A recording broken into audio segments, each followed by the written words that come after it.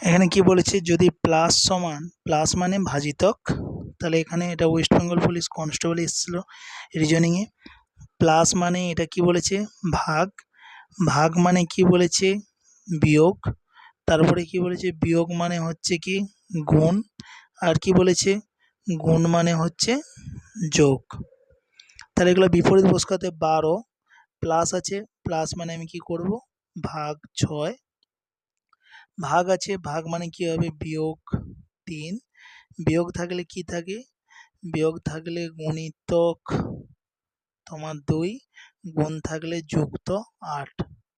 তাহলে সমান, প্রথমে ভাগের কাজ করতে হয়, তাহলে 6 দুগুণে 12 বিযুক্ত, এখানে গুণের কাজ তার পরের লাইনে করবে, মানে 3 দুগুণে 6 যুক্ত 8। তাহলে এখানে 2